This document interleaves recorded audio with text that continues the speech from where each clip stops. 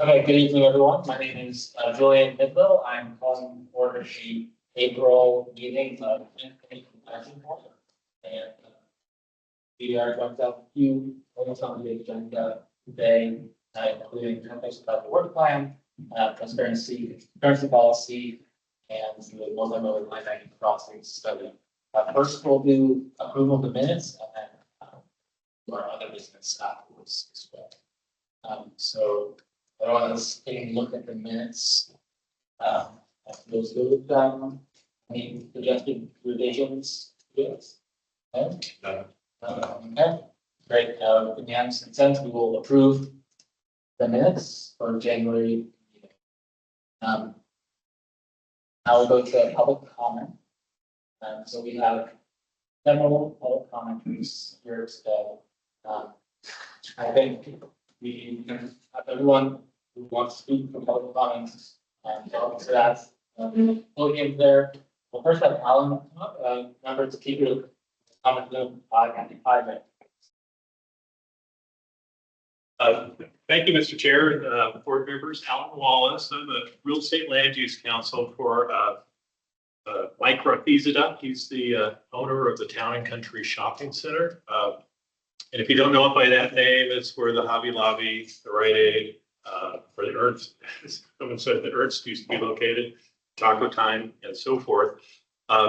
We've been working with, talking with Mr. Lucas on the I-90 crossing project. As you review your materials and everything, you probably understand the preferred alternative is to have the crossing basically dead end right in the middle of Town and Country Shopping Center. So we're very interested in this project. We know it's a long-term project. We're really here to introduce ourselves, to be a resource to the board if they have questions. Obviously, this is a major impact to the Town and Country Shopping Center, which is, I guess, by some accounts, as you look at property and its characteristics in that area of Issaquah, is probably the most, one of the properties that's most ripe for redevelopment as the city's evolving plan for densification, urban densification occurs. Mike Rafizada, he couldn't be here tonight. He wanted to be here, but he's traveling on business, and he's a longtime Issaquah homeowner that takes pride in being a business owner in the city. The basic point we would hope the board would keep in mind that you do have a preferred alternative in front of you, but there are several other alternatives that we think still merit attention. As this project progresses, the next stage will soon or eventually be SEPA review, and SEPA requires review of alternatives. So we would urge the board and staff to have a robust evaluation of the alternatives, I-90 crossing alternatives, as part of the SEPA review. Secondly, we do believe that the Lake Street, 11th Street alternative, which uses existing city right-of-way, we think that has strong merit as opposed to the current preferred alternative, which is chopping through Pickering Place. We don't think that that's going to have as great a traffic benefit to local traffic as would the Lake Street, which ties right into the Costco campus and into the Costco shopping store, because that's obviously a big traffic magnet. So we're just asking you to keep an open mind on that alternative. And Mike Swinson's our traffic engineer at Transpo, so he's here. He's going to have a few brief comments. We want to be a resource to the board as you have questions. Obviously, this is a big deal. What's going to happen with this project and what happens with the Town and Country Shopping Center site in future years, and appreciate this opportunity to speak to you tonight. Thank you. Also, we will be here when that agenda item popped up, and so if you have any questions at all, we're more than happy to answer any questions the board may have. Thank you. Okay, Mike? Yeah. Good evening. I'll mention my name is Mike Swenson. I'm a transportation engineer with the Transport Group. You may or may not have heard of us. We've done work for the city. One of my colleagues as in the past. As Al mentioned, we've been coordinating quite a bit with Greg, who's been very accommodating and helpful in understanding kind of the scope and magnitude of the alternatives that have been reviewed to date. So appreciate your help, Greg, with all that. As this goes through the process, as Al mentioned, one of the areas that we're very interested in understanding is some of the localized impacts on ingress egress for the center. What we've seen today is some of the larger modeling of the larger context. I don't want to say citywide, but a little expanded. We're really wanting to understand kind of where the ingress egress impacts are, so that we can understand what the impacts of the center are. So we look forward to working with the city and you all as you go through this. And as I'll mention, we're here to help understand what the center does and how it operates. If there's any questions about that, we'll just look forward to collaborating with the city and the group moving forward. So we'll be around to kind of listen to the rest. If you have any questions, we're happy to help. Thank you. Other comments here? We have Matt Rowe on the line. Okay.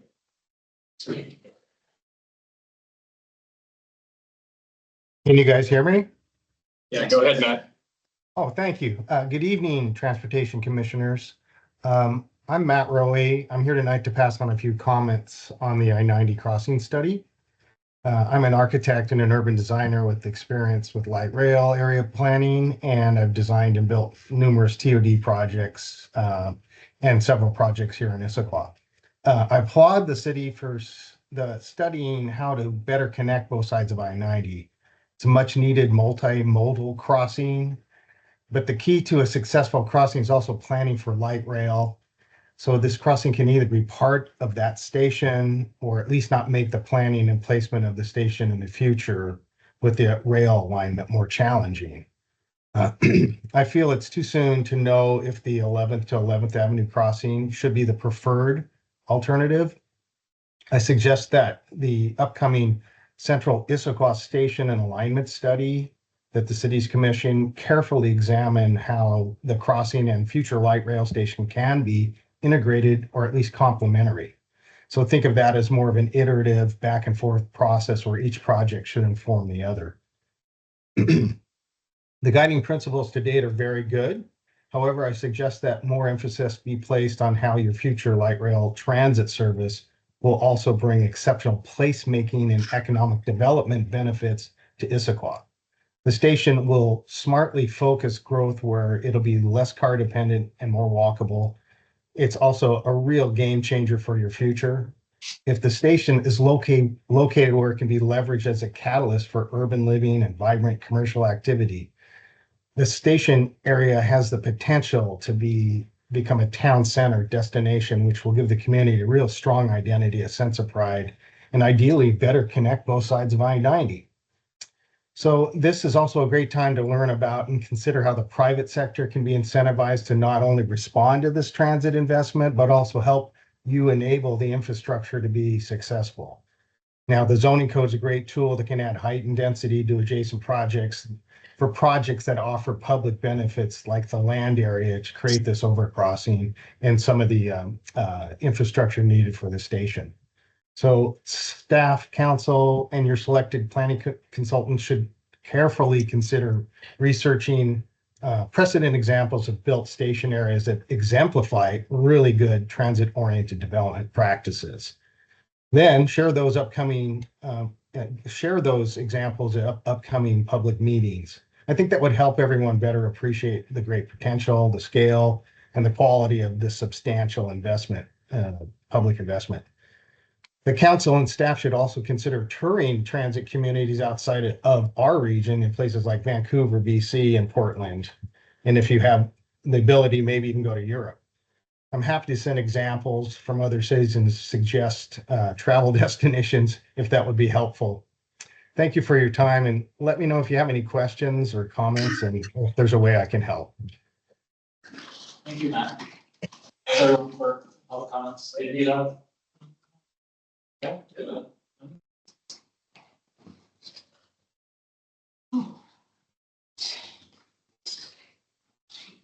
name's Connie Marsh, and, well, I used to have a store in Town and Country, and think perhaps we should just get a complete application for a new development in order to leverage what you can get now. I don't think that we're looking at a near-term crossing, so I'm gonna focus on concurrency, which I think this is maybe my 8th rendition of concurrency in the 30 years I've been working in city activism, I should say. And it is interesting because concurrency used to be sort of a community conversation and judgment on how well automobile traffic is working in our town. And then in the 90s, we actually had a pedestrian concurrency because we were already turning to a town that wanted to emphasize pets. Everybody freaked out because people were not getting concurrent because they didn't have a sidewalk. So council said, we're going to get rid of that. We're just going to start exempting intersections because we don't have the money to fix traffic in Issaquah. And so when you look at the concurrency model, you're actually looking at runs that don't talk about our most congested intersections. It's like, just don't count those cars. Don't count those places. And then we went to Dan Urban, who came up with a simplified concurrency, which is we're going to throw trips into the pot. And all those trips are allowed as long as people pay, and we're good to go. And this has turned concurrency from sort of a public conversation and judgment on how we're doing to a how do we fund projects? And so if we look at concurrency as, well, how do we get money to do things? Okay, I suppose, fine. But I wonder when we get to have the community conversation, because people, when you take the survey, people are talking about traffic's bad. What about Issaquah Hobart Road? Are we going to blow it up? And so while the people who live here talk a lot about traffic and how can we have congestion and what are we doing about it, our city never brings it out as a public conversation. Concurrency is a perfect opportunity to do that if you want to talk to people about how well it's all working. So this model, 2022, okay, post-COVID, traffic was just starting, the model is outdated. The map does not echo reality. I was just out on SR 900. Was it moving? No, it was not moving at all. So further into the little details where you have questions, I didn't understand that 20 miles per hour on local streets, basically outside of commercial areas, does that mean up on Squawk Mountain where we have local streets, everything should be 20 miles an hour. But when we get into a dense commercial area that it should be higher than that? That just didn't really make sense to me. And then I'm going down to peds and transit. So peds and bikes, terrain is important for both peds and bikes. But more important is, how do you get across a street, right? You can have sidewalks on either side, but if you can't easily, efficiently, and effectively get across a street, you aren't going to be able to use that as a decent commuter corridor, because we're not talking recreation, we're talking commuting. So commuters also don't like to go in grids, they like to go diagonally. And so I'm not really sure if we're building into our system the ability to use walking and potentially biking effectively in our towns enough that people will actually get out of our cars. And then transit stops move. So if you are actually building facilities where transit stops are and transit stops move, then what happens to your concurrency? Do you have to move? Do you have to move your physical things to now where the new transit is? So I'm having a hard time putting all the puzzle pieces together. And then one more time, okay, we have things that we want to do, and then we have the rules for the development. And I'm having a hard time understanding when somebody applies for a permit and you have the level of service things that people are going to have to do in theory, where's that sort of going to be codified where our CPD department can tell these people well in advance what the expectations are for them for concurrency costs in particular areas. And how are you going to map those? Okay. Was I boring? Yeah, but there's so much more to say. Thank you. I think what we will do now is we'll move our report section next. Because our 2 items are probably gone. Moving rather long, because it's going to be nice to do our reports first, just so we're not feeling rushed. So we will start off by thanking Tom for your service. You'll be stepping away after this meeting. So thank you so much for 20 years. And and we're also going to thank Avi who make it our youth member, who also stepping away. So I'll give acknowledgements to the members. And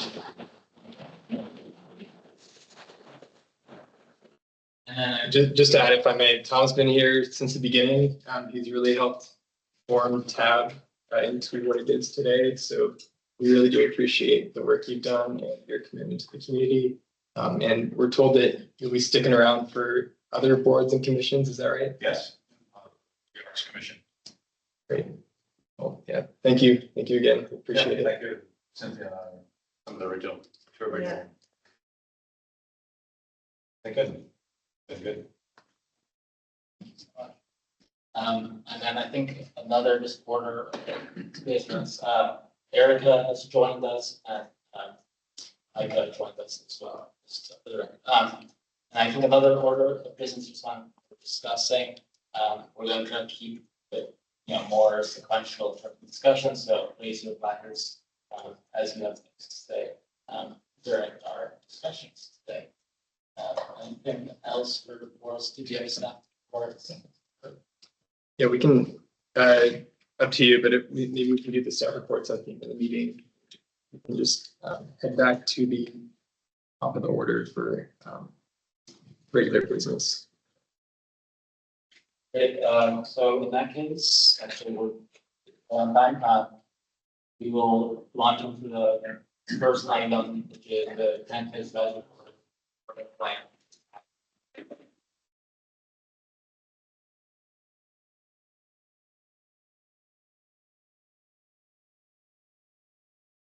Great, thank you, Chair.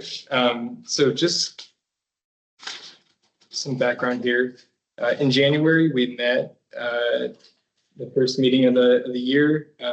The TAB often develops our annual work plan. So this plan just serves as a guide for activities for the year. It's non-binding and it allows for adjustments or additions to be made throughout the year as needed.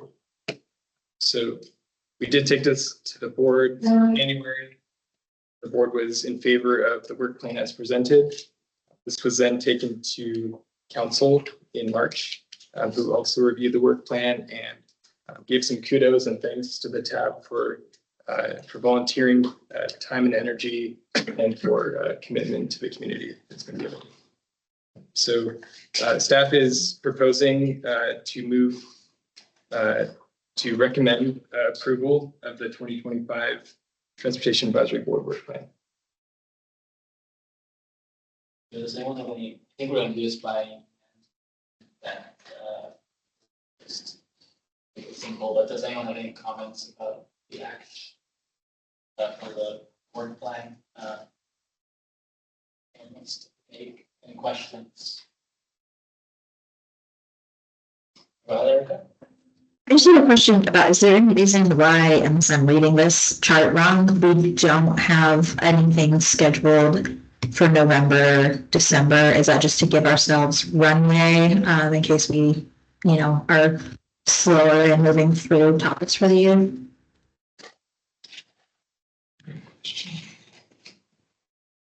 Yeah, so all I would say is that we do not have anything currently planned for November or December, other than annual work plan,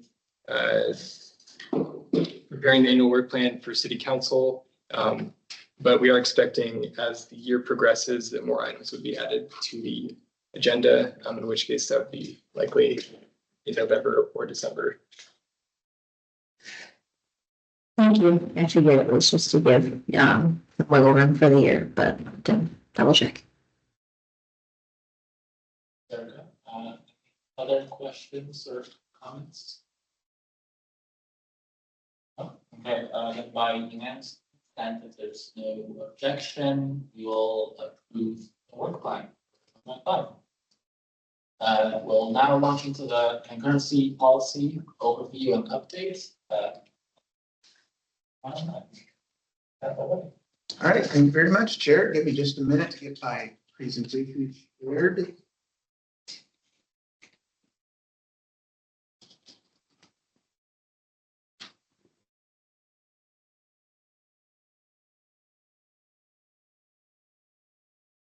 Good evening, TAB members. I'm John Mortensen, Transportation Engineering Manager with the City of Issaquah.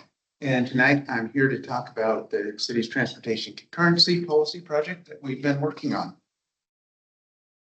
The purpose of this item, why we're bringing it to the tab, is in the original MMP, back when it was adopted in March of 2021, it did include an item to revisit concurrency to align it with the guiding principles in the mobility master plan, as we called it back then. And the recently updated mobility action plan did include a more specific action that referenced this project that we're working on.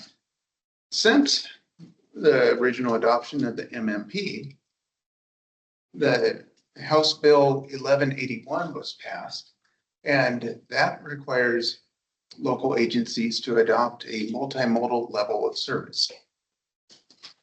For tonight's presentation, I'm going to give you an overview of the project, and it's an opportunity for TAB members to ask questions, and we're going to come back in May to ask for feedback from the TAB. The direction that we'll be asking the TAB at the meeting on May 28th will likely include, should the city retain its current concurrency methodology alone, add additional time for pedestrians to cross high-use streets, prioritize buses on signalized transit corridors, or both, when considering the pedestrian corridors with the highest level of pedestrian facilities, should the central Issaquah area include just the regional growth center or the entire central Issaquah neighborhood? Should slope be included as a factor in bicycle level of traffic stress? And final one is, are the facilities and speed considerations noted in the pedestrian level of service appropriate?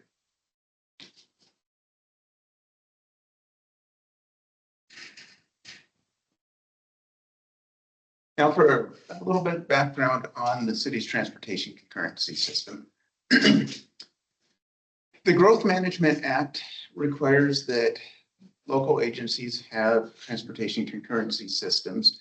And the way it works is transportation improvements are supposed to occur concurrent with growth, which really means within 6 years. And that's why we have a 6-year transportation improvement program. There's a lot of flexibility that local agencies like Issaquah have in how they implement this requirement. But one thing that does have to happen is local agencies need to set a level of service.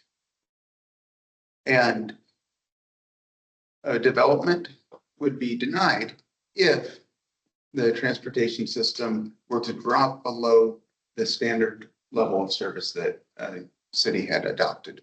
Likewise, though, if the existing level or the existing conditions, there's an existing deficiency and it's below the level of service that's adopted, then the public agency is required to bring the facilities up and correct the deficiency. With the concurrency system, there's the concurrency model, which is really the technical nuts and bolts of it. And that's how the traffic demand is assessed. And it was last updated with counts from 2022 to account for changes in land use and new traffic counts. And during that time period, we spent a lot of time and attention on how to handle COVID counts because we knew traffic volumes hadn't come back to what we thought they would, but we also thought that work from home is an important component. So we tried to balance how we looked at it at that time. The concurrency policy, though, is how it's written in city code and how the city manages its transportation concurrency system. It's how the level of service is set, the process for application, standards to pass or achieve concurrency, and establishes the fees that are charged. Next slide just talks about assessing the demand, the level of service. So cities are required to adopt level of service. And here in Issaquah, our level of service is delay at intersections. This is measured with the average amount of time that a vehicle will be at an intersection. So let's go with the signalized intersection. Go there and you're stuck and it takes you 2 minutes to get through, then you have a 2-minute delay. Now it's the average of all movements going through the intersection, not just one person on their route home. They're given a grade or a score of A through F, just kind of like school. A is the best, where there's no noticeable delay. F is the worst, the highest levels of congestion, and in between. Issaquah's standard is D, except for 6 intersections are allowed to operate at E or F. And with the city's transportation concurrency system, when we do the technical update, we look at the existing network and the existing traffic counts and the improvements that are going to be made and the land use that's going to be built and come up with a trip bank, which is a number of trips that a development can utilize when they come in for permits. And it's a simplified system where it's easy for staff to use. It's easy for development to know whether they can pass concurrency or not. There's fees that are assessed, and these are per person trip ends for the change in land use. And so there's both a traffic impact fee that goes towards traffic improvements, and then there's also a bicycle and pedestrian mitigation fee that goes towards non-motorized improvements. And so the way it works for a potential development, let's say there's a hypothetical new multifamily development coming in. And so the first step would be to look at the change in land use and how many new trips would be generated. So let's say right now it's a single family home and now it's going to be torn down and 50 apartment units are going to be built. Then there's the trip generation manual has tables that tell you how many trips you could expect in the PM peak hour, which is between 4 and 6 PM in the afternoon. And then the developer would pay the application fee. They'd submit for their building permits. Staff would assess to make sure there are enough trips in the trip bank. There are, the development passes concurrency and assesses the traffic impact, bicycle and pedestrian mitigation fees, and then uses those funds to make improvements to maintain or improve the level of service. The project that we're working on, though, is to update the transportation concurrency system. And the goals of this project are to include multimodal considerations. To align with the city's goals, this would include the goals for multimodal connections, increased transit ridership coming from the comprehensive plan, the mobility action plan, and the Issaquah climate action plan. Another goal of this project is to comply with the state law for multimodal level of service. Another goal is to retain a simplified system that when we did the analysis and we thought of what Issaquah has the capacity to maintain, that it's important to keep a simplified system because it allows us to maintain it with the staff that we currently have. And it's also easy for developers to use. And for the multimodal considerations, the project team looked at different cities to see what else other jurisdictions are doing. Working on adding a transit level of service to the policy, adding a bicycle and pedestrian level of service to the policy, updating the level of bicycle level of traffic stress, which would be the bicycle level of service to include slope and the reevaluating the sidewalk tiers that are currently in the comprehensive transportation element of the comprehensive plan. One thing I did want to note, because we did get a public comment in an email about why looking at slope for bicycles instead of pedestrians, and that's because there's new research about slope and bicycle level of traffic stress, and we don't have the same research for pedestrian level of traffic stress. And so if Issaquah goes this route and considers the slope of a road for bicycle level of traffic stress, we'd be pioneers leading the way because this is really new. Some of the draft recommendations are related to automobile concurrency to maintain the current methodology, but to also consider adding leading pedestrian intervals, which is where if a pedestrian is at a signalized intersection, they push the button to get the walk sign, they get the walk sign. The pedestrian could get about a 4-second head start crossing the street before traffic going the same direction would get a green, and that keeps the pedestrian safer, especially with right turn movement. Also looking at possibly adding transit signal priority or TSP to transit corridors. And okay. When you're done. Oh, okay, sure. Okay, sounds good. For bicycle and pedestrian concurrency, adopt methodology used for non-motorized impact fees. So looking at adding slope to the bicycle level of traffic stress that is currently in the mobility action plan and the transportation element of the comprehensive plan, and revising the existing pedestrian level of service to include all of Central Issaquah instead of just the Regional Growth Center for the highest level or the highest tier, and also make some adjustments to tier 4 sidewalk locations, considering that, or looking at, okay, right now it says in the tier 4 location, the policy is that the speed limit would be reduced to 20 miles an hour. But would another option be, if there's already sidewalk, would that meet it rather than lowering the speed limit? Something to consider. So diving into the sidewalk tier some, and the transit concurrency that is currently under development and will be presented to the tab in May.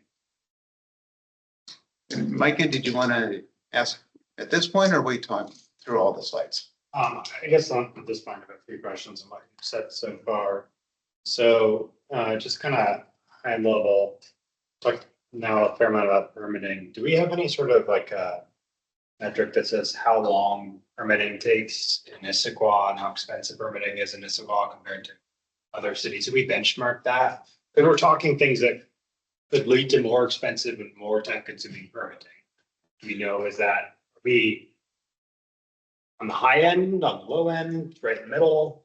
Well, I'll first preface by saying permitting is not my area, but from what I know, so if we maintain the simplified concurrency, that would not change the time frame to get a permit, because basically it's, if there's 500 trips in the trip bank and they need 100 trips, they're good.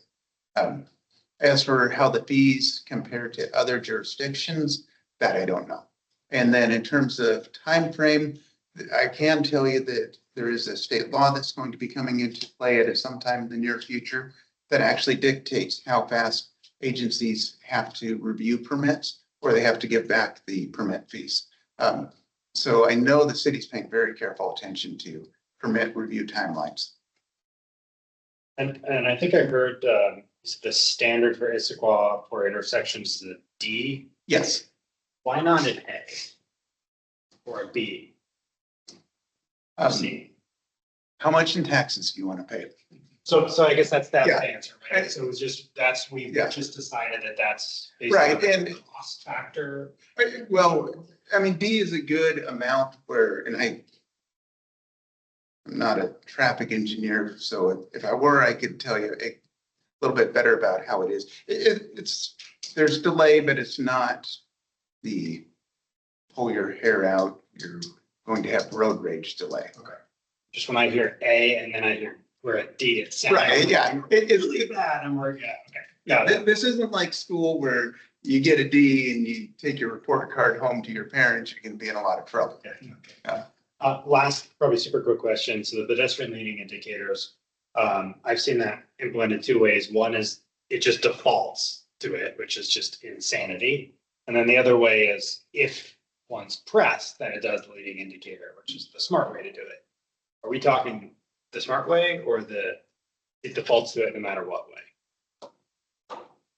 Well, let's table that question. That way, when I come back in a month and I have the traffic engineer, he'll speak. Love to ask them. Yeah, I mean, to me, it makes sense when you push the button. Yes. It's a great thing to have. Because that is how we do it, but I would defer to the traffic engineer.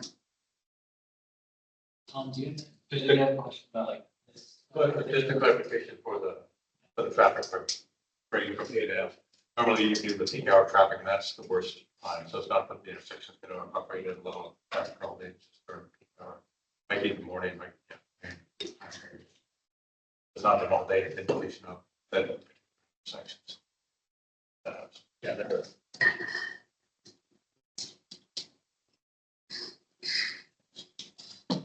Okay. So a preview of the feedback request for automobiles is, should the city retain its current concurrency policy or methodology alone, which is just only looking at the delay and not considering other factors? Should leading pedestrian intervals be added to tier 1 and tier 2 pedestrian corridors? And or should transit signal priority be added to transit corridors or do both? Another potential request, I guess this is moving from just auto to pedestrians. Should the tier 1 pedestrian corridors include all arterials and collectors in central Issaquah or just those in the regional growth center? The way it's currently worded is the Central Issaquah Regional Growth Center. So it is just in one portion of Central Issaquah and want to talk about expanding it to all of Central Issaquah. For another one is, should slope be included as a factor in bicycle level of traffic stress? And are the facilities noted in the pedestrian level of service appropriate? The next steps are, after this meeting, the administration is going to work on finalizing our recommendations. And then on May 28th, the tab will have a presentation. That's where we're going to ask you for your feedback on the specific policy questions. And afterwards, the feedback will be incorporated into meetings with the Planning and Policy Commission for their feedback on the land use portion. And then in the fall, to take this item to the Mobility and Infrastructure Committee for their feedback. And afterwards to take it to the full City Council. And that concludes the presentation. Are there any questions? We go back to just a good question Oh, yeah, let me share that again. Give me a minute.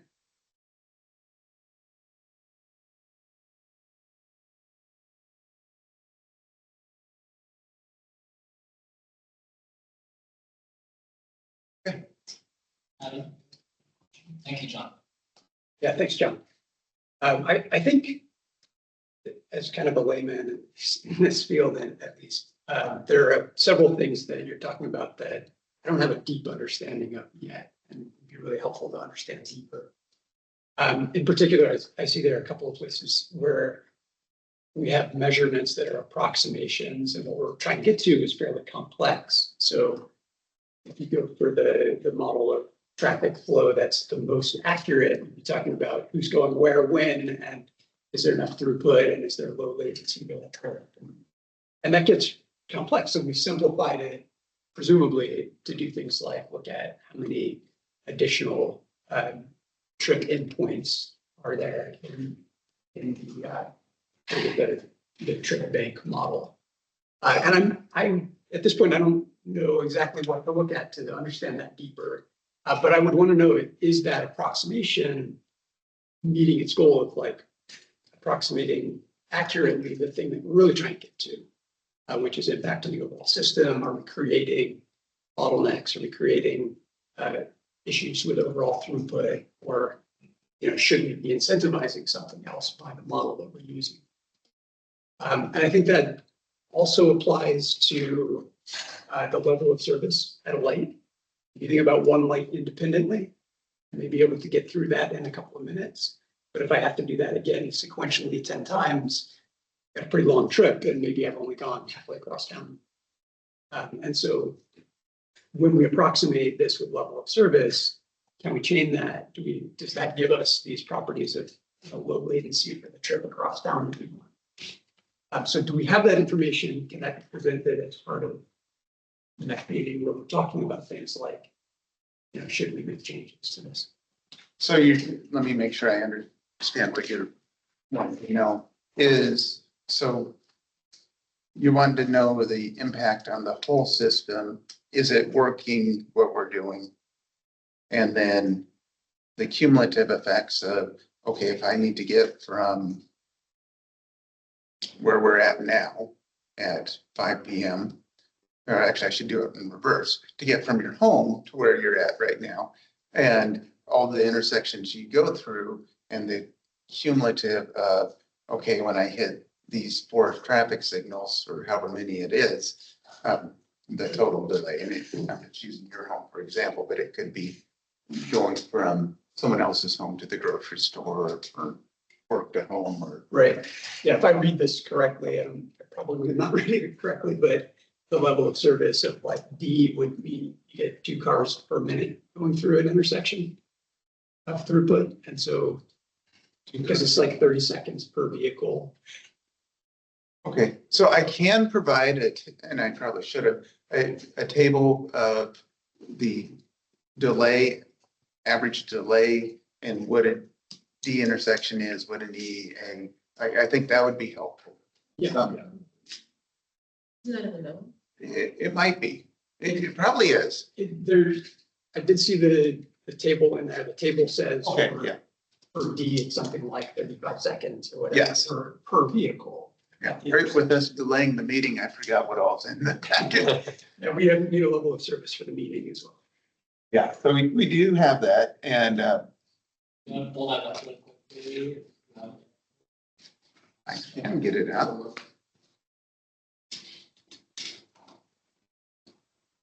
No, it's not. I'll have to share differently. Give me just a minute.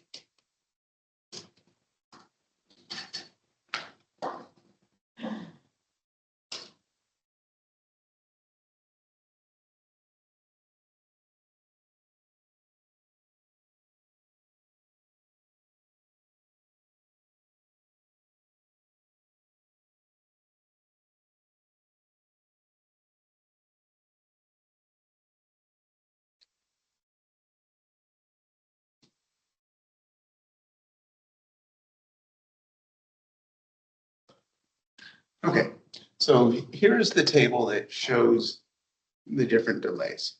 And both for signalized intersections. Zoom in, yeah. Look at that.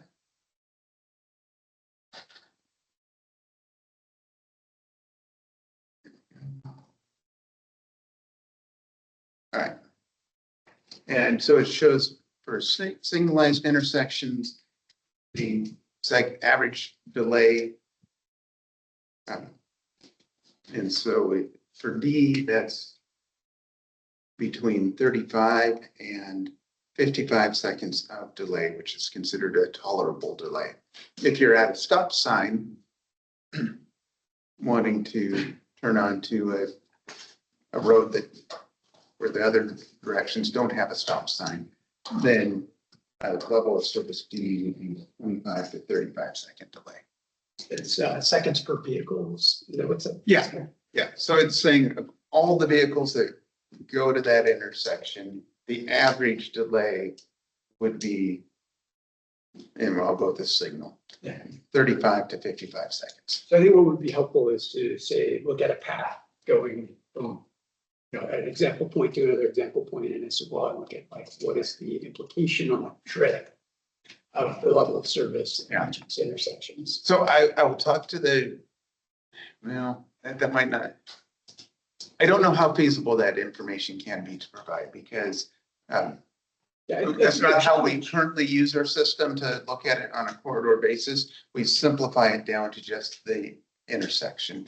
And to do that, then you'd have to look at, okay, at this intersection, you're going straight. So then you'd have to get into the specifics of the model and see, okay, that direction's got a 60-second delay. And then when you get to the next one, you have to turn left and you have a 20-second delay. And Yeah, I think the challenge is that like these numbers make sense once you simplified it and you're looking at Right. intersection by intersection from a traffic engineer perspective. From a resident perspective, I don't really care about these numbers. I care about how long does it take me to get through the trip that I need to take. right. Or from a city planning perspective, I might care about, you know, what's the throughput that I can get through the traffic, through the network in order to allow for growth in the region. And so simplifying it by this metric is a little bit challenging to, you know, incur those implications. But to do it differently is a lot more time and money too. So to do it on a corridor basis, it wouldn't be as, Yeah, so some information about whether these approximations are accurate. yeah. And so I don't know if this would help. I can kind of go through how let me share back to the questions. And maybe this would be something for me to go. Well, actually, I want to save time for discussion at the next meeting. So I'll try and provide a little bit more information. So the way we go about doing this is when we update the concurrency model, and we do it every 3 to 5 years, is we go to the concurrency intersections and collect traffic counts. And then we can see, we put it into the model and we can see how the network is currently performing. And then we look at how's it going to be performing in 6 years. And we make projections, we make assumptions, we look at, and then we also look at the future year. I can't remember if it's 2050 or 2044, or somewhere in the future. And we look at the land use and how many more trips. And so there's actually two models. There's the model that shows us where the cars are going in the network. And then that information is taken into a different model that looks at the different intersections. So partially does holistically because it shows where things are going, but then it just narrows it down to the intersections. And then in order to see how it's working, that's why we update it every 3 to 5 years. That way, if it gets out of whack and you can say, oh, we completely missed something and we see this problem, it gives the city time to calibrate rather than waiting 20 years and looking at it and realizing we missed something. Yeah, getting some insight into that feedback cycle would be really interesting. And just to give us some confidence that this approximation is working. Yeah. I have one more while I got the room here. What are we trying to pay for with concurrency fees? And are we able to pay for that with the level of fees that we're charging? Yeah, so those go into the traffic impact fees and the bicycle and pedestrian mitigation fees. And so then we use the traffic impact fees for capacity, right now, vehicular capacity building projects. And so examples of what we've used them for in the past are the East Lake Sammamish Parkway widening project, the Southeast 62nd Street Extension project, the 12th and SR 900 turn lanes, the I-90 crossing, when eventually that is in design and construction, that would be traffic impact fees. It could, So I'm kind of looking for something a little more philosophical, like, when a development comes in, it has an impact, there's a cost associated with that. We're trying to, mitigate that entire cost by the impact fees that we're charging. right, yeah, rather than, another version would be that a development could come in and they'd have to do a big traffic study, and then they would say, oh, we are causing these problems, so we have to do these improvements away from our site. And the city doesn't do that. We say, developer, come in, pay your impact fees, and then on a citywide basis, we will mitigate, we'll use your money to mitigate your impacts. Rather than the development coming in, unsure what their impacts would be, they do some analysis and then have to do more improvements beyond just their frontage improvements. Okay, so the general question is, with the 7,000 per trip, is that covering the impact for traffic specifically? Yes. Yeah, and so the way the traffic impact fees are calculated is add up all the capacity building projects in order to meet the future level of service. And so whatever number that comes to, and then you look at how many trips are going to be added into the system, and you just do some math and you come up with it. I'm sure I skipped a few steps, but it's basically looking at the cost to build the improvements and the number of person trips that will be added to the system. Thanks. Any questions? Go ahead.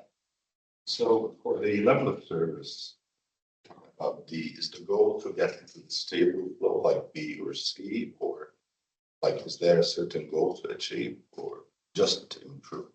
I guess the goal is to not go below D. It's not to say we're at D, we're going to try and get to C. No, don't go below D. Which is the current. Yes. Okay.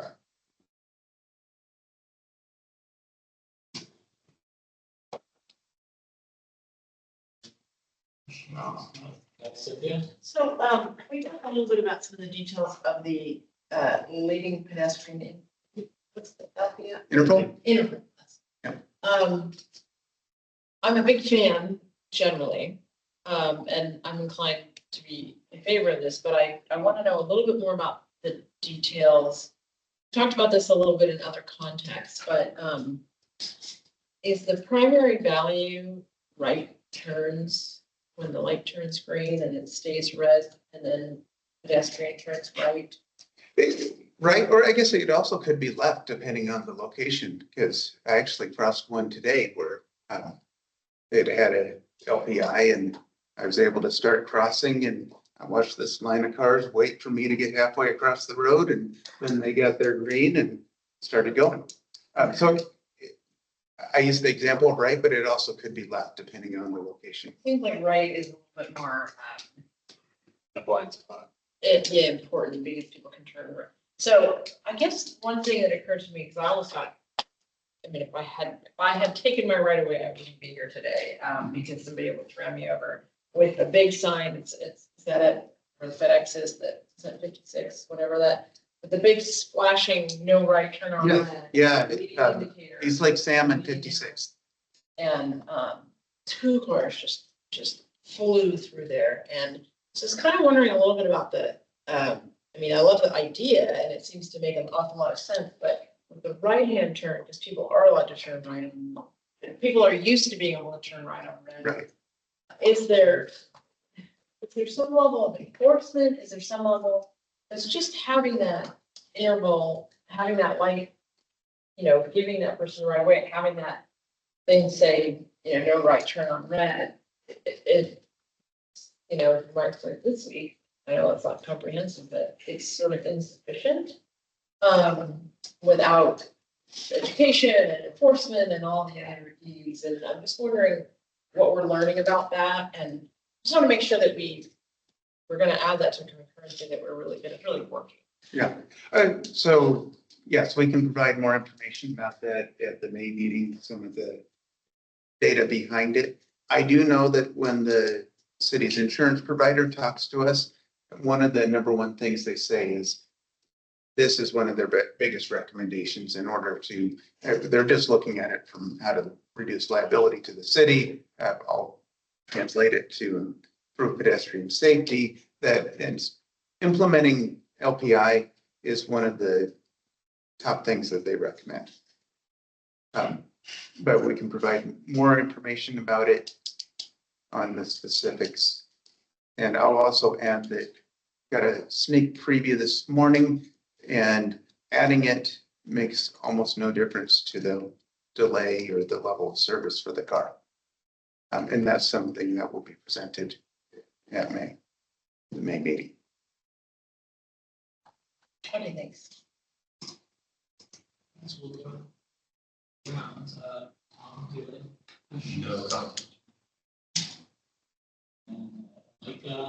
So, are we going to use, is this literally a preview for next meetings? Yes. So there's no other slides to look at? Correct. Yep. And I guess I would just reiterate, I'm very interested in talking about how the pedestrian leading indicator is. Okay. Because I do believe there's a right way. Okay. Eric, do you have any comments?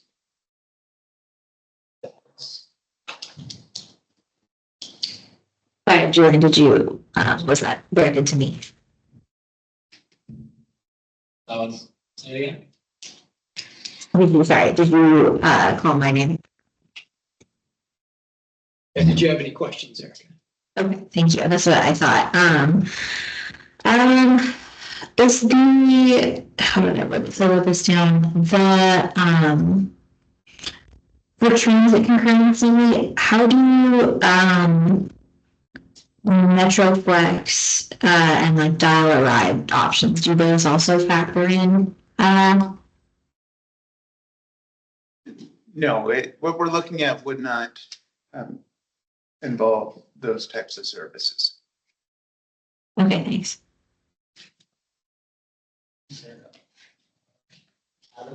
Yeah, I think there's one consideration we may not have looked at, which is changes in the region outside of Issaquah that induce traffic within Issaquah. Are those included in the model at all? Are we planning on growth of the region? And, are we reserving trips for that or something like that? Yes. Yeah. So how do we do that? Would be interesting for next meeting. Yeah, Torsten will be here and he can explain, but basically he gets information from the Puget Sound Regional Council, from other neighboring jurisdictions like Sammamish, and gets regional traffic projections that their growth and what's going to be coming through Issaquah, and puts those into the model.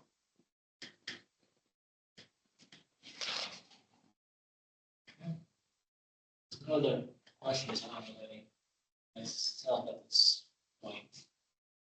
Again, so just a really good timing discussion for us next month. To come with requisite information next month, so. To give you I wanted to make a comment and just say that I thought the memo was really good. The memo was really clear about what it is that we're trying to do and why we're doing it. It's a very complicated, simple concept, very complicated to implement, but I thought that the memo describing why we're doing this, and it referenced all the relevant actions by the state and what have you, and I just wanted to say that thought that was really great. Thanks. Well, credit goes to Jillian. She prepared the memo. Oh, well, good job. There's a recommendation for everybody to read the memo.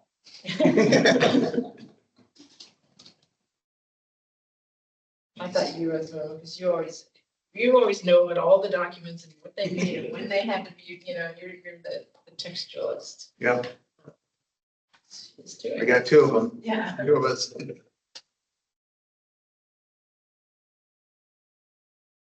Thanks so much. You, right, and then also, some of the comments, going with the next meeting, so. Remember the read the materials, on the back, that's fun. Now we will go on to sign for multimodal and maybe.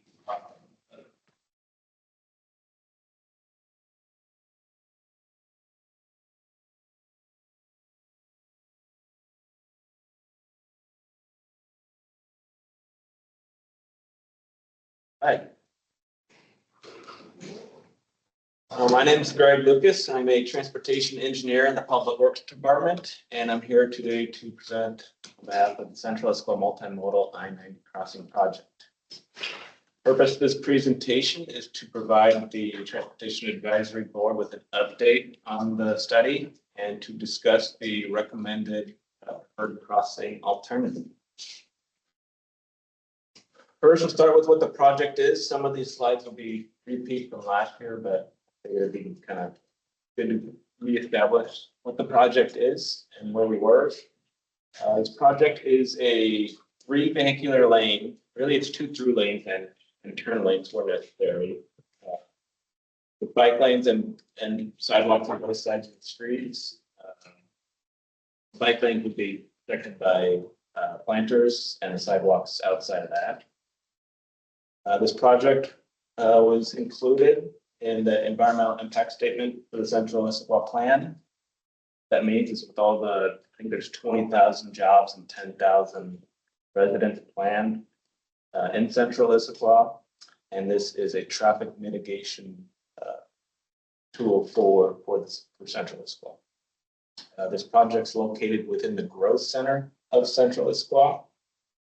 And it requires a lot of coordination with the state, Federal Highway Administration, Sound Transit, King County, all property owners, et cetera, et cetera. And the objective of the study was to determine the preferred crossing location.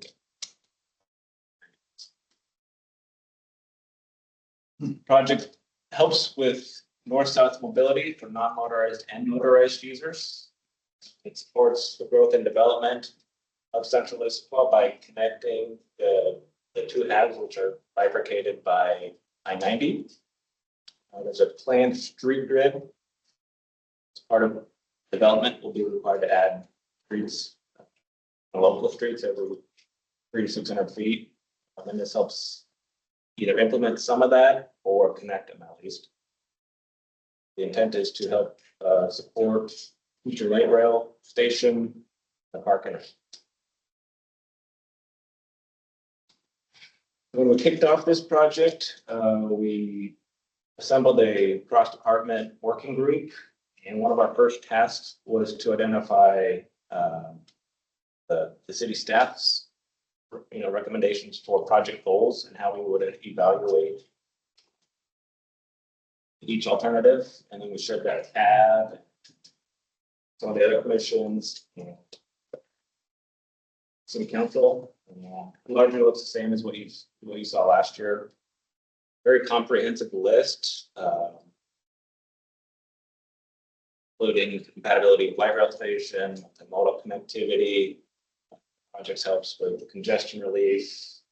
These concepts support existing planning documents, as well as we wanted each alternative to be constructible and cost effective and fundable. And so what we did initially was just kind of a very high level, almost no context, where could a crossing go? And the objective of this was to make sure we left no stones unturned. We didn't want to finish this study and then think of a different one. So we just kind of basically 2 lines on a piece of paper. That's what this kind of represents. All the possible connections. We looked at over and under, all that.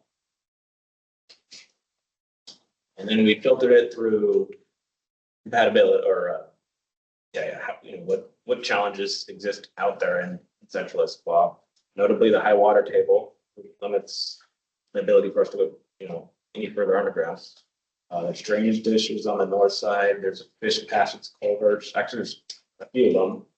And WashDOT will be upgrading those, which will limit kind of our ability to touch I-90. Existing grades and elevations. What we mean by that is I-90, Pickering Place, and Gilman, all at similar elevations. And obviously, we need to get over or under. We need to have different elevations. And so we need to find room to ramp up crossing. There's, existing and future improvements out there that we wanted to kind of minimize the impacts to. Limit existing termination points for this crossing. And we also want this project to kind of be compatible, at least with the vibrant vision of central Issaquah. And so after our initial feasibility analysis, we were narrowed down to 5 crossing options. And these were presented to TAB last year. We'll go through them quickly one more time to show what they were and refresh your memory. First one, kind of start from the west end and work east, was the 11th to 12th Ave crossing. This project south of I-90, in order to get up and over I-90, needed to raise the intersection in Gilman, skew a little bit to increase the length, which gives us more elevation gain. Eventually work its way down back up to 11th on the north side. This is kind of a good example of how the elevation challenges present for the crossing.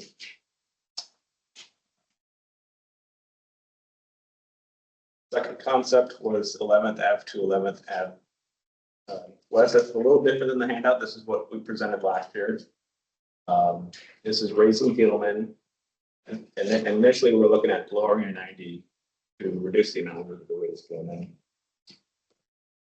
This builds part of 11th Avenue, ties into the property envelope, town country property, because that access would have been removed. This concept was. Third concept we looked at was, well, what if we had a similar location but didn't raise Gilman?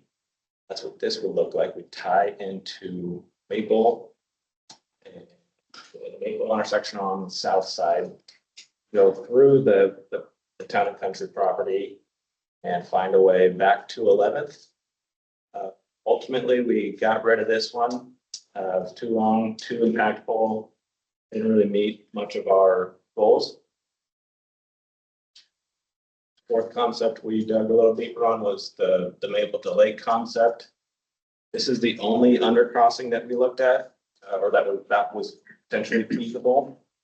And it does this by raising I-90 and then going under it.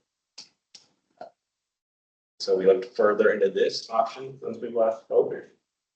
And then the last concept we presented last year was how to connect Maple with 11th.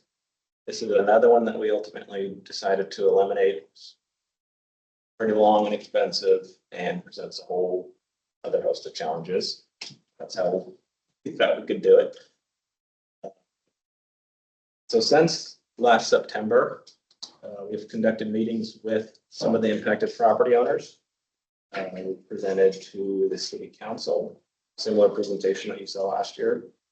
And then we focused our discussions and refined the concepts a little further around the 3 out of the 5 that we presented last year. We had 2 open houses, one online. It was kind of a generic ask out of the citizens on what they kind of wanted to see and how they use it, anticipating things. Quite a bit of feedback on that. And then we also had an in-person open house here. Initially, it was on the bomb cyclone night, and we rescheduled that. And we still had about 25 attendees that stuck around and repeat their hours. We've updated our 11th to 11th app Northwest crossing option, which we'll get into in subsequent slides. And then we started evaluating each alternative to the goals and criteria. And finally, our working group and consultant is recommending the updated 11th to 11th crossing.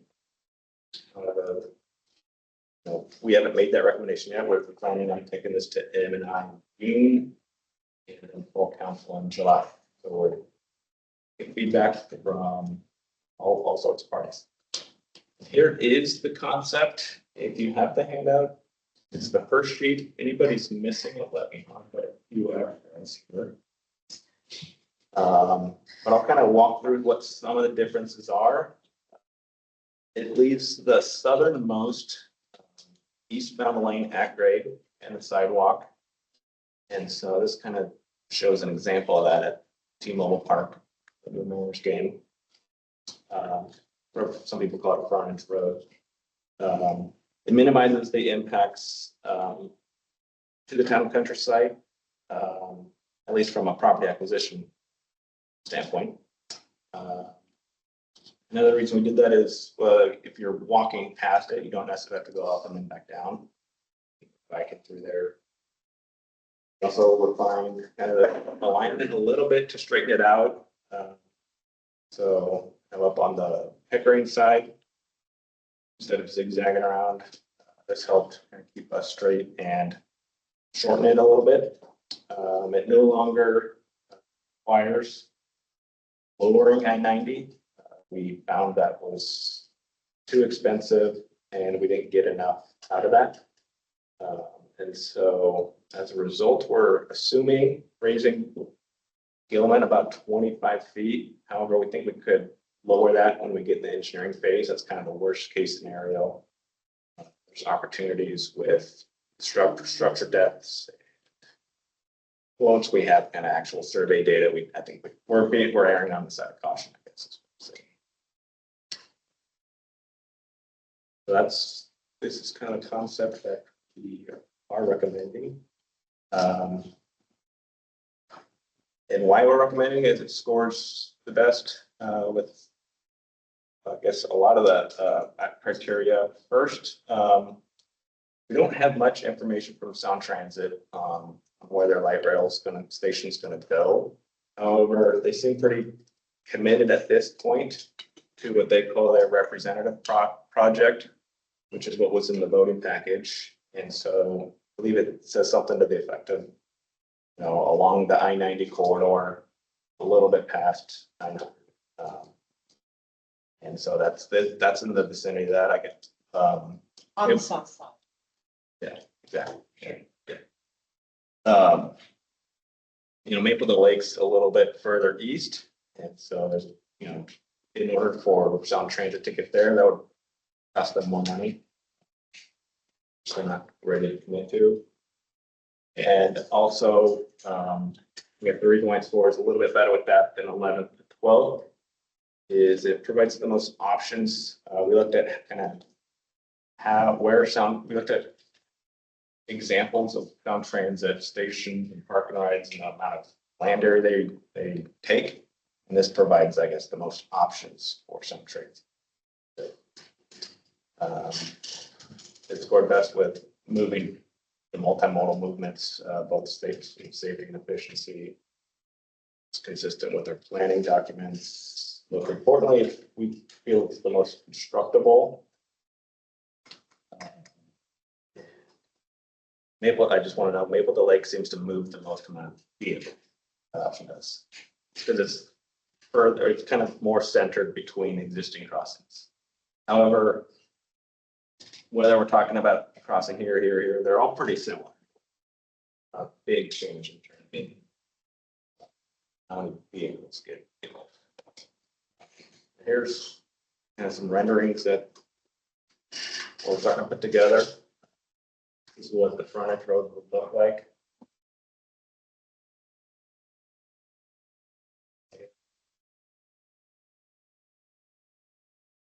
It's not the freeway, This is Gilman. And raise up, tee up and go. And so you can see here, you'd have the option if you're traveling east to either stay at grade or go up and over, coming west, go up.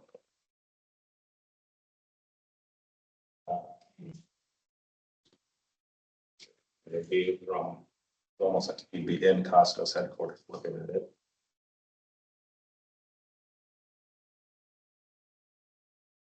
Another view, Gilman on the north looking west. Just kind of a speculative look at what.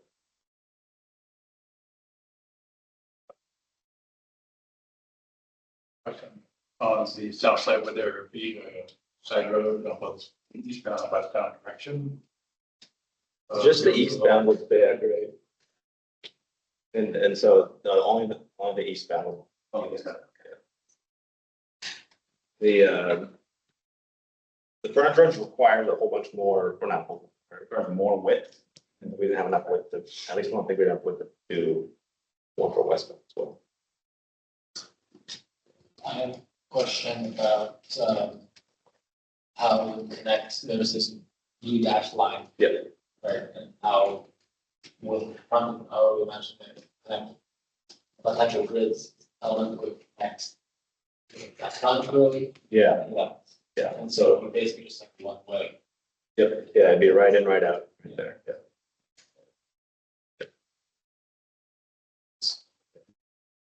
The others.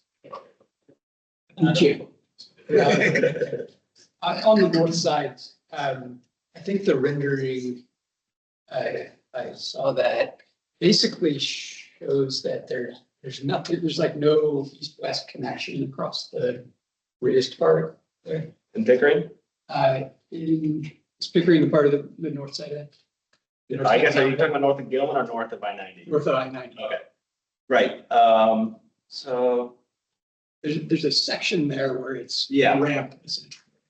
And Yes. is there any east-west connection, pedestrian or other? Our street standards show a connection which ties kind of the existing 62nd, which kind of becomes the private road right here. It kind of more or less makes that connection.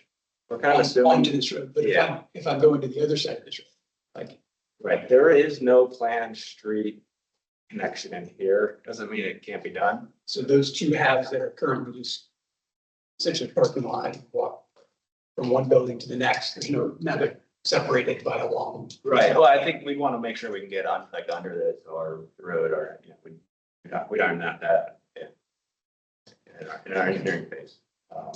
This doesn't necessarily have to be a full on above, it can be let cars go through there. I believe the plan would be long-term.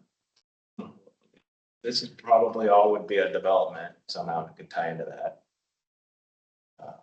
And so they're just not required to build a street network there. So this is basically all developable. Can I add to that thought?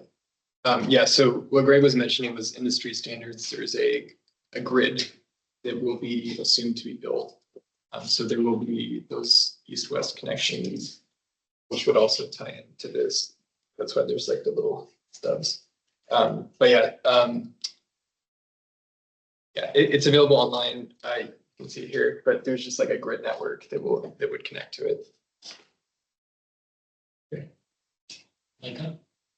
So I understand you don't have like an actual specific cost to any of these yet, but do we have any idea on just scale of cost between these different options? Yeah. Len, like you know, these are planning level cost estimates. They're pretty high level. Maple to Lake is a little separate. The other two are pretty similar. I think 11th to 11th is the cheapest alternative. We have 11th to 12th at about 20% more expensive. So I think that was about 130 million right now. 11th to 12th and Maple to Lake are about the same. Is it 11th to 11th is The cheapest is 11th to 11th. The second cheapest is Maple to Lake. about 10 million more. So that's, we should pay. It's not in there. We're still kind of, like, I didn't want to have this whole thing wrapped up and then tell me with all that. So, but you're sort of more in the like 10% step to each one, not like 50%. or Exactly, whatever. Okay. However, I would say Maple to Lake presents the most amount of risk because we asked WashDOT, has any other local agency ever raised or touched I-90? They said no. We don't have a good example of what this cost will be. And we can kind of see with, out in Eastgate with culvert crossings or on 405 right now, just how long and how extensive just staging all this, traffic, because they will require us to maintain all the traffic on a day. Yeah. And so while we think it's, feasible with the end product, kind of how we would phase that, I think the more we dug into that, it presents the most risk for more cost right there.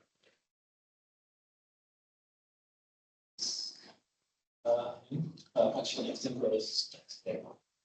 I'm still a little confused about the pedestrian experience going northbound. So when, and maybe this is premature, but what would be the sort of earliest you would then be able to get to grade? Would you have, a way to get like, I'm just trying to envision the pedestrian experience. From here? Yeah. Let's say you wanted to go to one of the southernmost buildings on the north side. Yeah, I mean, there'd be, And I guess they're probably comparable for all the Yeah. other. So I guess it's not the most salient question, but Right. it's still having trouble. sure, I guess long-term, we're assuming this is all developed. And so you wouldn't be going down. You'd have maybe you'd just be right at grade. And the development would have the ability to kind of bury some parking, which is really a challenge for them on here. But yeah, I mean, this would be kind of close to grade up here. We'd still probably be about 20 feet here. And so if we wanted to get off somewhere here, we'd have to build. I was drawing on one side on my concept and I was planning on this. Right about here, you can kind of get down pretty easy because this is right here, this parking's. If this was kind of the exact alignment, this, I would recommend coming down. That'd be something we'd iron out. And it's not really that meaningfully different one alternative to the other. Anyway, Well, right? It does seem like the Maple to Lake is a little bit better for that, but you're also adding in a lot of risk for having to go and raise 90, and then you're also being, it's connecting to different areas, so it's sort of like there isn't really a comparable option that reduces the pedestrian, that you have the same, just the ease of access, that you have the same two locations it's going to, so there's no way to do it now with that. Was one of your criteria, you said you met the property owners. Is there like any low income or domestic violence shelters or senior living affected with these proposals, or is that something considered? Maybe not in that detail. We were just more thinking high level where are our buildings today? Where are our buildings? As part of our project, we'd have to relocate any impacted businesses. It gets wiped out again. We're on to finding this spot. But there were none from who you met. Right? No, yeah, they made it. So we met with everybody.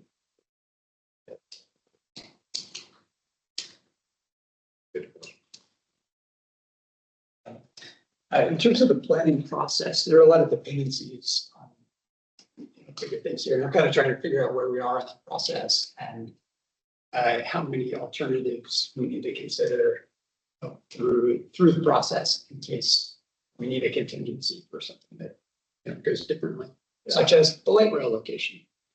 So are we carrying forward a bunch of alternatives based on alternatives in the light rail location, for example? Well, we're going to make a recommendation with the hopes that the council will either adopt it or make us make a different recommendation. However, it doesn't mean in the future, a couple of years from now, if we know where Sound Transit is and a whole set of different information, we can kind of probably, we got a whole bunch of more information for you reevaluate if that was needed.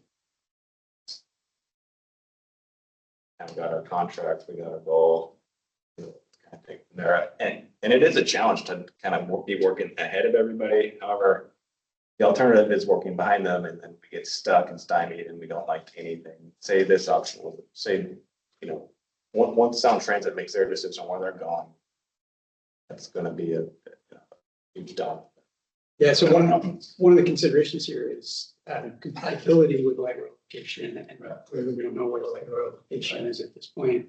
So the recommendation could be structured as assuming the light rail location is here or in this vicinity, this is the alternative otherwise. That's exactly what we're doing. Based off of what we know, we think we're compatible with where we think Sound Transit's. You know, they have the only information they want to share is, like I said, what's in there. Yeah, you might want to make that explicit, like that assumption. Yeah. You know, explicitly. Yeah, and so the other one that you know would be. This is the other option that's compatible with the voter package. However, this one limits the amount of locations where a station could go because the footprint of them, really the park and ride is the big player. They don't necessarily have to be on the same side, but it'd be nice if they were, and then they'd be relying on the cars. So when we say compatibility, normally the Sound Transit light rail project comes with like traffic improvements around it. So is that compatible with what's expected to come rather than proposing this and then coming at a certain stage and finding that this is not compatible with those traffic improvements? You know, but Sound Transit will help improve access to their facilities. However, we as the city transportation department are asking them to make improvements. So they want to do that because we'll either have to pay for it, pay them to do it, or a lot of times there's an agreement between the agencies and Sound Transit. Say we give them a piece of property, then they. Unless whatever option we choose is kind of synergetic with their plans, I wouldn't really expect us to get anything free of it.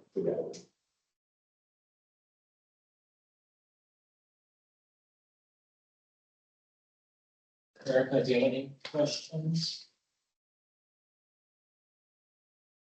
I feel like I know the answer to this, but just in case, raising, the option of raising billion has nothing to do with like the water table, or does it? It's purely just to meet, like to be able to make it a like up and over crossing, right? Exactly. Okay. I mean, one thing I do like about this option as well is there's all sorts of stormwater requirements with projects that increase vehicular travel that are funded by with federal funds, which this project would never be implemented without.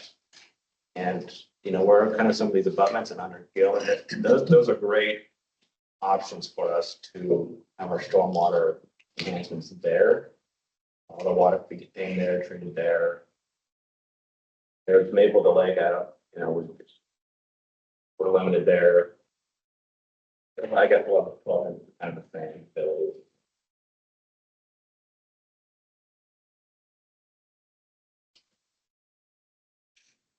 And I guess I did have one other question. The two options that were eliminated, were either of those significant to like any particular community, or like I know sounds like they were taken out of just like for feasibility reasons.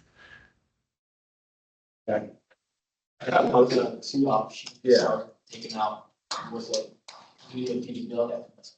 Yeah. It's a little, well, like a couple of things. One, we've only got so much schedule and budget, so we wanted to not be, diving super deep into a whole bunch of options. We thought we had enough funds to do 3. However, when we were going through which 3 to do, it became pretty clear that, we would never really, like this just kind of became it impacts so many parcels. It impacts, it's kind of not pedestrian friendly, it's not bicycle friendly. I don't think anybody really had any. This one really had much momentum in any front. And this one, I said it had a little bit more momentum towards it. However, I think, the Town and Country, we met with them and they expressed kind of what they had planned for this site right here. The impact this would have to that is astronomical. So in addition to being another long circuitous one with, we'd probably want to be building hedge and bikes to get out here. This one just kind of became too expensive and incompatible with a lot of our goals as well.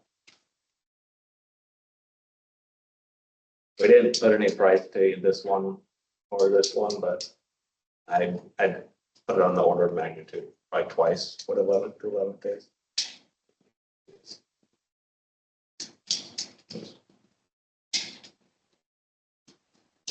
Thank you, Eric. Yeah, keep going. Yeah, I only have a couple more slides. So this were just some questions I came up with. Again, any question on the table here, but I guess, how do you guys feel about the alternative that we're recommending? That question, do you really want to take that one? No.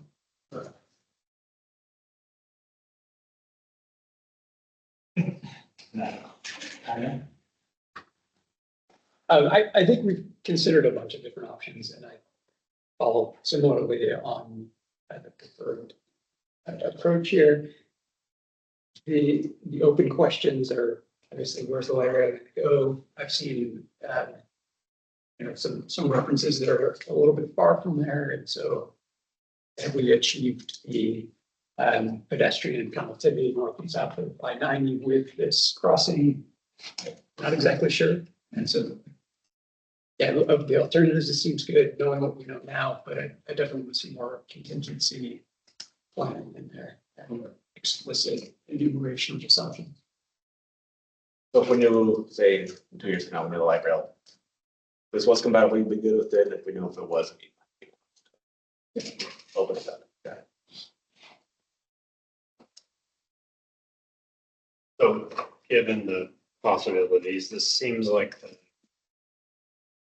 with what we know right now, the best option. But in addition to what we shared, I think that one of the things a little hard to know, maybe predictable, is what sort of developments are going to be on either end when we look at 11 versus Lake.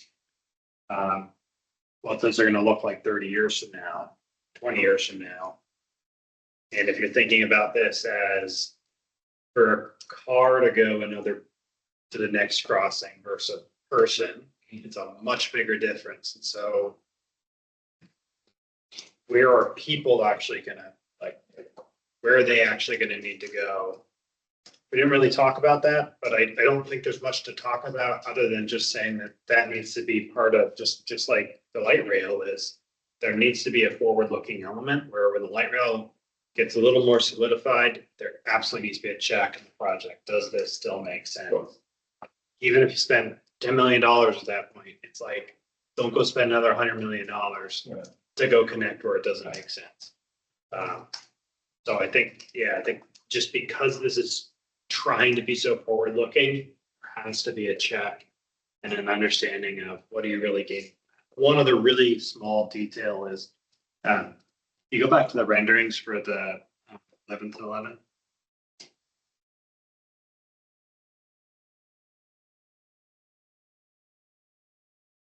I don't know if there's any ability to have, well, I guess no one's walking on that side. Yeah.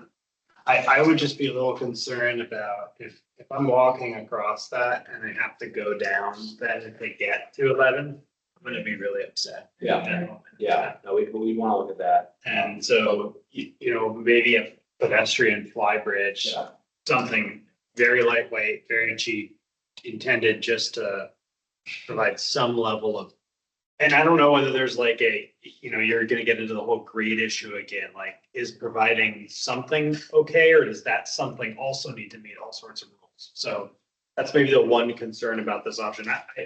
I agree, it's still, I think, the best option, but that's the one point I see as an issue right now.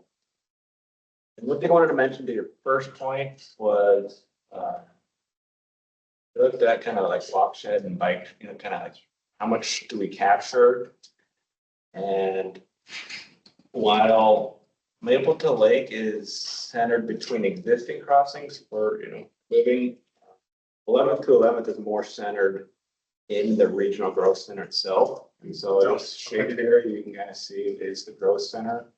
So Maple to So it sounds Lake, like that's another point for it. yeah. So Maple to Lake is kind of on the, it's way over here, whereas 11th to 11th will capture more. Yeah. Non-motor. If there's enough room, you could on the side, on the 90 side of Gilman, have a down and then a pedestrian tunnel underneath. Yeah, I think there's, I've got a lot of ideas, and once we get to engineering, we could flush them out. There's this linear park here that we could, find a way where maybe the pedestrians don't have to go up and down, they can go around it. Or there's a way to tie down into it, or like you're saying, at least you could get.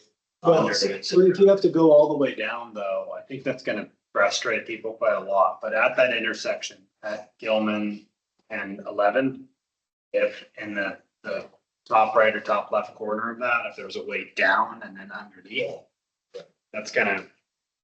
Maybe a spiral. Yeah, for pedestrians, I think it's gonna make a huge difference in seeing this as actually connecting to where they want.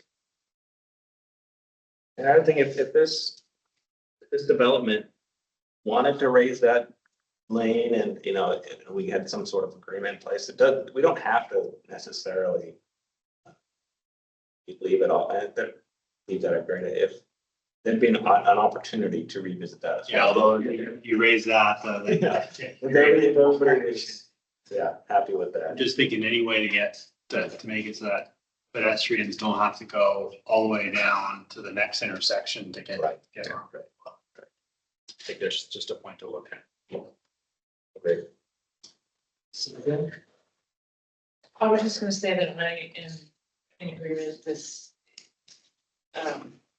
And with this being the preferred alternative, I'm just really struggling with the addition of connectivity and then the basic T from this 11th to with the grade.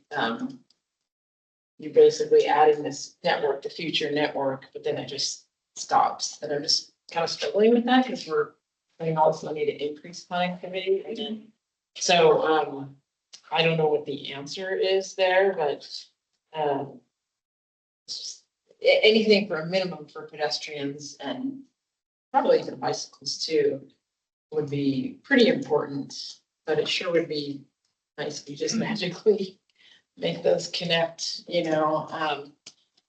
to that network, to 11, but Yeah. you can't just keep elevating everything because then we're just elevating everything. Yeah. But so I guess it's just a noted downside. Yeah.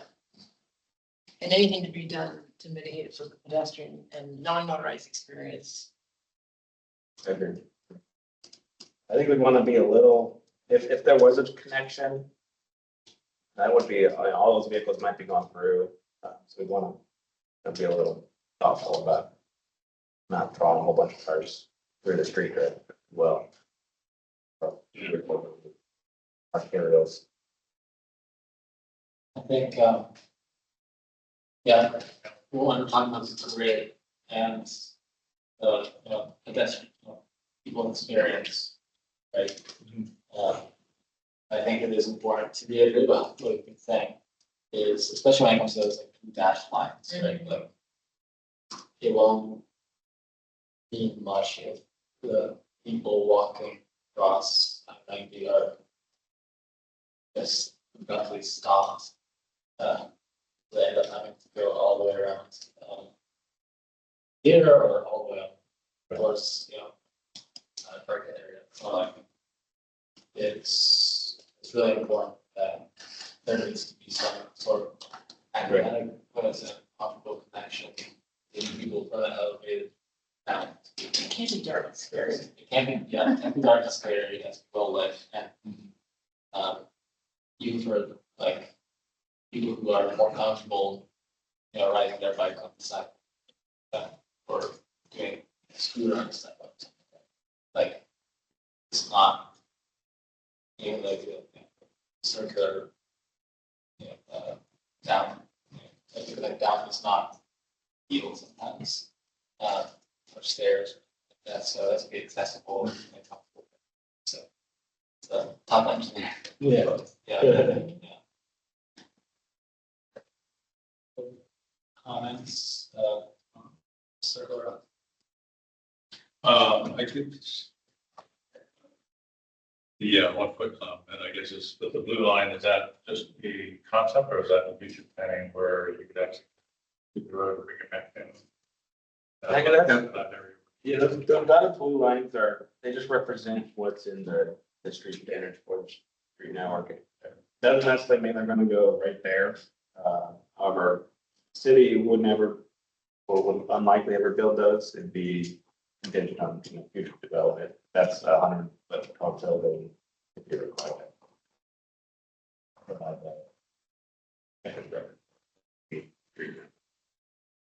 I'd expect most of the driveways to be on the street. Gilman.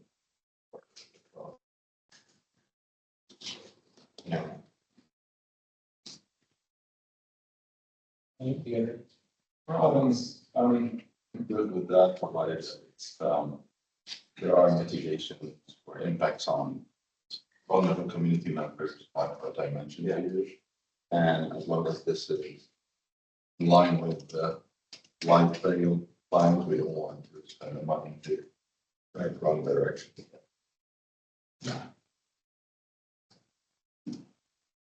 Erica? I agree with the previous comments about just kind of being more generally nervous about this when we don't know where the light rail is going to land yet.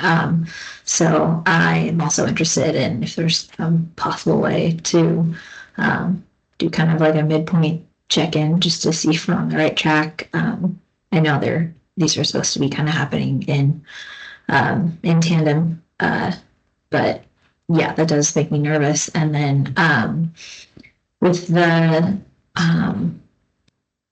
like Maple to Lake, I know like a spiral staircase was mentioned. My concern is, and I know like I also would rather prefer a more straight shot, but if it's possible to, and this might be getting too much in the weeds, but to do that, like in addition to keeping maybe the long way, if that is better for like folks with mobility devices, folks that have to, walk and roll, just because you can't, take a wheelchair down a staircase, right? So that's my feedback on that.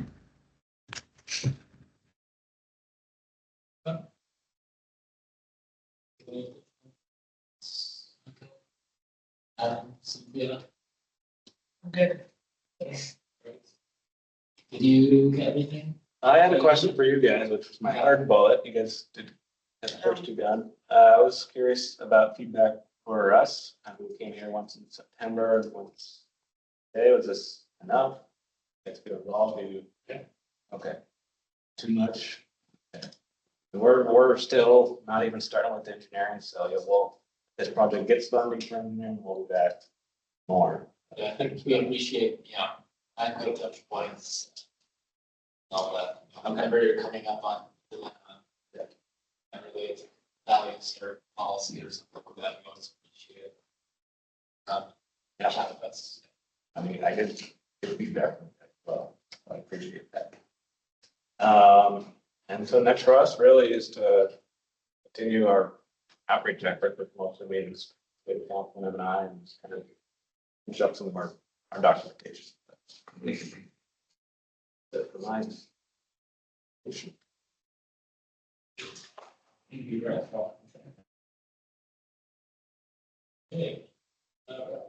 With that, we will go on to looking for us again, staff. Great. So, we haven't met since January and we are several months out from there. So I do have some great news of things that we've worked on, things that have been completed since then. So the Mobility Action Plan, which was previously known as the Mobility Master Plan, that was adopted by Council February 24th. The Central Issaquah Light Rail Station Area Vision and Guiding Principles was also adopted by Council on April 7th. So the TAB has worked on both of these for many years. Many discussions happened with these. So just wanted to sort of circle back and say, like, great job, everybody. Those were approved, those were adopted. Next thing I had to say was, thank you to Tom and Avi. We are having more members join us next month. So we have a new youth position named Derek. So Derek is excited to join us next month. Erica and Adam were reappointed, so very exciting there. Adam will be taking over as a regular member. He's currently alternate, so moving up. So very excited about that. And then we have 3 new members joining us. Victoria Monroe, Carlos Besana, and Ali Morton. So there will be some new faces next month. So that will be very exciting. And again, their terms are effective in May and then expire in April 30th of the year. Their appointment ends. So Derek will be serving a 2-year appointment. Erica through 2029, as well as Adam. Victoria will be through 27, Carlos through 27, and then Ali through 2026. So very exciting there. I do have 2 more items I wanted to mention. So I may have mentioned this previously, but I'm very excited for light rail coming to Redmond. There's a lot of things that we're learning through Redmond as part of our light rail planning. And there's going to be a grand opening ceremony on May 10th. I will be there just because I'm a fan. But anybody else, if you are interested, I would highly recommend going to that. There's an actual ceremony, but if you don't make the ceremony and the ribbon cutting, you can certainly just go ride from South Bellevue all the way to downtown Redmond. And something that I told City Council in March, I believe, was, as you're riding the line from South Bellevue to downtown Redmond, I would encourage you to stop, look at each station and just think about what excites you and what does not excite you. Because we can take all these learnings and really try to incorporate that for our station. There's lots of good examples of things that we can really glean, and there's some really cool stuff on that line. So something to think about, and you can write it after May 10th if you can't make it then, but it'll be there. And then lastly, I wanted to say May 14th is Bike Everywhere Day. We have a Energizer, we have a celebration station that we do every year. That is going to be at East Lake Sammamish Trail at Northwest Gilman Boulevard. And yeah, we're going to be there for a couple hours. I would love to see you. We usually give out like coffee, water, some snacks, and sometimes we have little trinkets to give out. So yeah, more information on that is on the Cascade Bike Club's website. We say May 14th, this is a Wednesday. Wednesday, yeah, Wednesday the 14th from 7 to 10 a.m. So I'm currently trying to coordinate with some high school students from Issaquah High. So there may be some high school students out there as well, or it could just be city staff. I'm trying to get more people because it'd be more fun if there were more people out there. But yeah, that's sort of where we're at with sort of current events happening in May. I'm sure I'll have more to share at the May meeting. Hand raised. Oh, are you coordinating with Ozzy? I was just curious because I think you bikes. Sorry, could you repeat that? It was about Avi, right? Yeah, I didn't know if you were coordinating with him because I think he bikes. Yeah, I'll coordinate with him. Yeah. If, I'm specifically working with sustainability ambassadors. They're a group through Issaquah high schools. But yeah, I'll definitely reach out to Avi and see if he's interested. Trying to get as many people that are interested as possible. I'll be out there for many hours, so I'd love to have people that can go. So that's all I got. Thank you. Yeah, I guess chair board, a couple of updates, when it comes to the people who are joining us in May. And we had a really good comprehensive, application process, set the very good, the applicants. We had a record number, I think, of applicants who applied. And so it's really encouraging to see that level of interest in the board. I think we have about 14 who ended up applying. So it was a record number. Not sure what we did right or what happened, but it was really great to see that. And then I guess the second update is I will not be running chair next month. So it's about running for me. And if I may add to that, if you're interested in running, let me know via email. I'm actually going to send out an email tomorrow. Just sending a feeler out if anybody's interested. It'd be great to know, and then I can share that in advance of the meeting so that people are aware of like sort of what the options are. Yeah. We are into that other business. So in that case, we are adjourning at 7:54.